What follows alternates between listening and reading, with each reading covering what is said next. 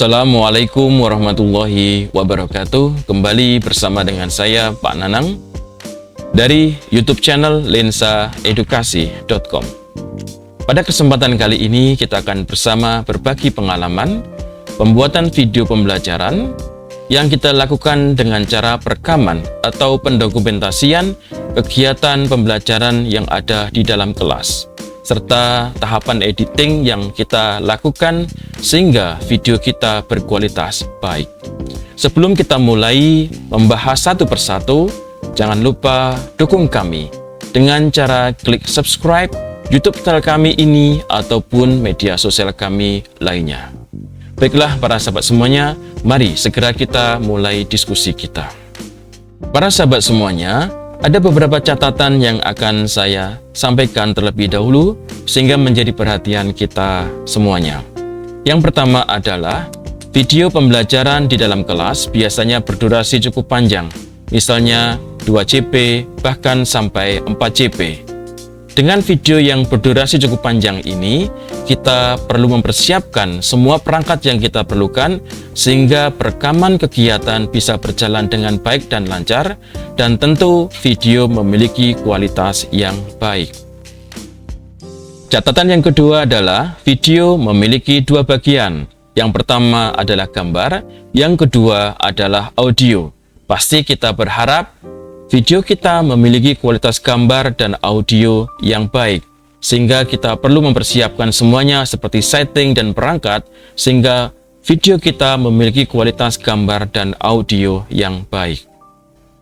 Catatan yang ketiga adalah koneksi internet. Silahkan para sahabat semuanya untuk melakukan checking koneksi internet yang dimiliki di rumah ataupun di kantor, sehingga nanti tidak ada kendala ketika harus mengunggah ataupun upload video tersebut di media sosial seperti di YouTube ataupun yang lainnya.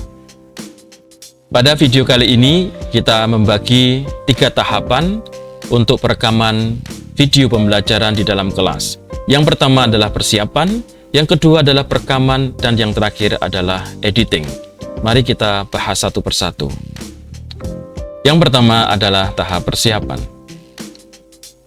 Para sahabat semuanya, Bapak dan Ibu guru ataupun para mahasiswa yang akan melakukan praktek mengajar dan dokumentasi kegiatan mengajar, sebelum kita mengajar, kita perlu menyiapkan semua perangkat yang kita perlukan seperti RPP, PVT, video, audio, dan lain-lainnya, sehingga semua bisa berjalan dengan baik sesuai dengan yang direncanakan. Yang berikutnya adalah tahap perekaman. Tahapan ini menjadi tahapan yang paling utama dan penting sehingga kita bisa menghasilkan video pembelajaran yang berkualitas baik. Untuk melakukan perekaman video yang baik, ada beberapa catatan lagi yang harus kita siapkan seperti perangkat dan tim pendukung perekaman. Seorang guru yang mengajar tentu akan sulit ketika dirinya sendiri harus mengajar, sehingga kita memerlukan bantuan 1, 2, atau 3 orang untuk mengabadikan kegiatan pembelajaran di dalam kelas. Yang berikutnya adalah alat pendukung. Kita memerlukan beberapa alat pendukung sehingga kita bisa mengabadikan dengan baik, supaya video yang kita rekam itu bisa terdokumentasi sesuai dengan harapan kita. Nah, saya harapkan untuk para sahabat semuanya berkoordinasi terlebih dahulu dengan tim perekaman. Yang pertama, adakan briefing materi pembelajaran, kemudian angle yang harus diambil, adegan yang harus diambil, bagian-bagian yang penting yang harus diambil oleh tim yang akan melakukan perekaman. Pastikan tim memahami betul bagian-bagian dari video yang harus diabadikan sehingga tidak ada yang terlewatkan.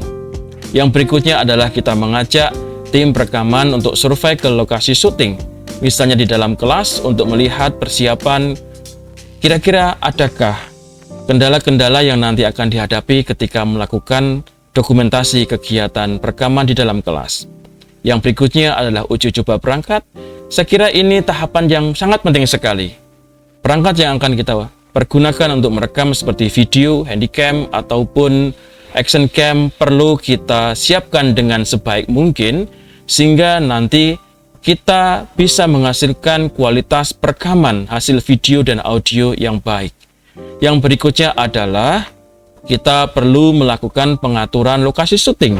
Teman-teman semuanya, tim perekaman memerlukan gerak yang cukup leluasa untuk mengambil bagian-bagian video, sehingga tata kursi ataupun meja ataupun letak-letak bahan yang akan dipergunakan untuk mengajar juga perlu diatur sedemikian rupa, sehingga nanti tim perekaman bisa dengan leluasa bergerak ataupun mengambil bagian-bagian atau adegan penting dalam kegiatan video pembelajaran tersebut.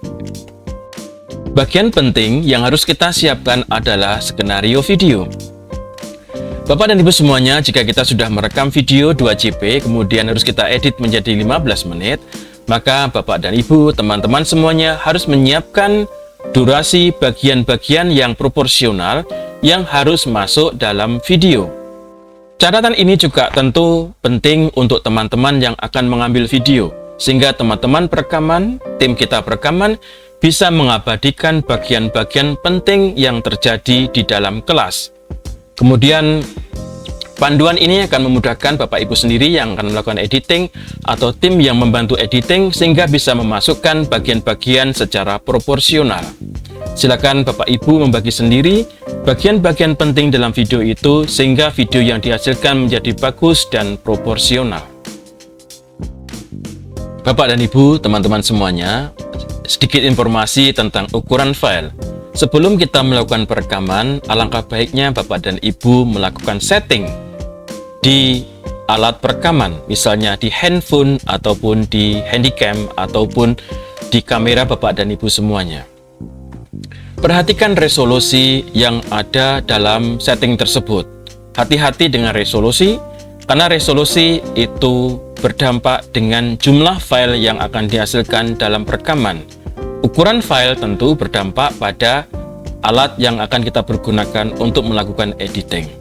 Semakin besar filenya tentu memerlukan resource atau alat yang tidak sederhana.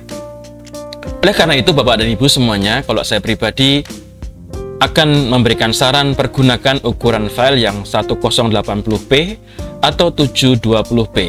720p sudah HD, kemudian 1080 sudah Full HD. Video dengan ukuran 720 1080 sudah bagus jika disaksikan di YouTube dan juga tidak menguras memori Bapak dan Ibu semuanya. Bapak dan Ibu juga tidak akan memiliki banyak kendala ketika melakukan editing mempergunakan handphone ataupun mempergunakan laptop. Berikut ini adalah ukuran file yang kita hasilkan dalam waktu 1 jam perekaman. Kita bisa mempergunakan estimasi untuk 720p, ukuran 1280 kalikan 720, atau nama lainnya adalah HD. Dalam kurun waktu 1 jam, kita memerlukan memori kurang lebih atau 800 sampai 900 MB. Untuk 1080 kurang lebih 1,2 sampai 1,4 GB. Kalau kita ambil yang lebih atas seperti 2K, 2,8 sampai 3 GB. Ukuran file ini tadi saya sampaikan di awal berdampak dengan perangkat yang akan kita pergunakan untuk editing video tersebut, misalnya memotong video, kemudian render video. Catatannya adalah semakin besar file tersebut, kualitasnya semakin baik, tetapi memerlukan resource yang cukup tinggi sehingga bisa menghasilkan editing yang mudah.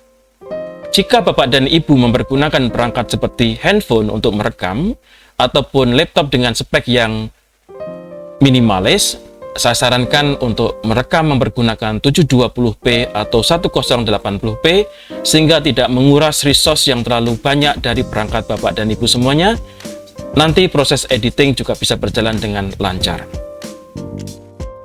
Para sahabat semuanya, sebelum kita memulai perekaman, ada beberapa hal yang harus kita cek terlebih dahulu. Berikut ini adalah daftar pengecekan perangkat yang bisa ditambahkan sendiri oleh Bapak dan Ibu semuanya. Yang pertama, kita perlu cek kamera, handphone atau handycam, action cam yang akan kita pergunakan untuk merekam. Kemudian audio seperti mic jepit atau wireless jika ada, sehingga nanti audionya bisa maksimal dan tidak terlalu buruk. Pastikan juga memori internal atau eksternal yang ada di handphone itu juga bisa menampung file yang nanti akan terekam dalam perangkat tersebut. Pastikan ada pencahayaan yang cukup sehingga video bisa maksimal. Pastikan juga listriknya bagus, ada tripod, pointer, sampai dengan alat-alat sederhana seperti roll kabel. Bapak dan Ibu, daftar ini bisa disesuaikan dengan kebutuhan Bapak dan Ibu semuanya, sehingga proses perekaman bisa berjalan dengan lancar. Tahapan berikutnya adalah editing. Untuk melakukan editing video, saat ini kita bisa lebih mudah karena kita bisa lakukan melalui perangkat mobile phone atau handphone kita, tidak harus mempergunakan PC dan laptop. Pilihan saya untuk software editing, saya mencari yang gratis, yang tentu tidak ada watermarknya. Saya menggunakan VN dan CapCut untuk editing video-video saya. Untuk teman-teman yang memiliki budget lebih, bisa mengambil yang paket premium, ada InShot ataupun Filmora ataupun yang lain, sehingga kita bisa membeli aplikasi video, kemudian kita bisa menghilangkan watermarknya. Semua kembali ke budget dan tentu dana dan juga keahlian editing teman-teman semuanya. Jika kita masuk pada Google Play, kemudian kita klik video editor, kita bisa menemukan banyak sekali aplikasi atau platform yang disediakan oleh banyak perusahaan yang kita bisa pergunakan untuk mengedit video kita. Bapak dan Ibu, teman-teman semuanya bisa memilih tadi sesuai dengan budget dan skill editing masing-masing. Bapak dan Ibu dan teman-teman semuanya, ada banyak software atau perangkat lunak yang beredar di pasaran yang kita bisa pergunakan untuk editing video. Yang pertama contohnya adalah Filmora. Saya sendiri mempergunakan Filmora untuk editing video-video saya. Saya memilih Filmora karena mudah dan juga menunya cukup cepat untuk dipelajari. Saat ini saya mempergunakan Filmora yang berbayar. Yang berikutnya adalah OpenShot. OpenShot ini gratis, bisa kita download, kemudian kita pasang, tidak perlu membayar. Kemudian fitur yang ada juga relatif sederhana, menu-menunya juga cukup cepat untuk dipelajari. Yang berikutnya adalah VSDC. Saya juga cukup lama mempergunakan VSDC. VSDC ini tidak ada watermarknya, bisa kita download dengan gratis, kita pasang di perangkat kita. Yang berikutnya adalah DaVinci Resolve. Teman-teman, para sahabat semuanya bisa mencoba menggunakan DaVinci Resolve untuk melakukan editing video. Catatan saya untuk DaVinci Resolve adalah menunya, fiturnya cukup kompleks, sehingga untuk pemula mungkin agak terlalu sulit untuk dipelajari dalam waktu yang relatif cepat. Teman-teman semuanya, untuk tahapan terakhir adalah render dari video yang kita edit. Di awal saya tadi menjelaskan kita bisa memilih ukuran file 720p atau 1080p. Ukuran file tersebut nanti akan berdampak pada ukuran file di akhir. Dan tadi saya sampaikan di awal, Bapak Ibu pertimbangkan koneksi internet. Jika koneksi internet tidak cukup tinggi atau tidak cukup kuat, kita pergunakan ukuran 720 atau 1080, itu sudah bagus dan layak untuk diujikan. Dengan demikian Bapak dan Ibu tidak akan banyak memiliki kendala teknis terkait dengan upload ataupun unggah video di YouTube ataupun media sosial lainnya. Demikian tutorial pendek pada kesempatan kali ini, semoga bermanfaat. Kami tunggu komentar dan juga masukan teman-teman melalui kolom komentar di bawah ini. Terima kasih, sampai ketemu kembali dengan saya melalui kanal YouTube lensaedukasi.com. Wassalamualaikum warahmatullahi wabarakatuh.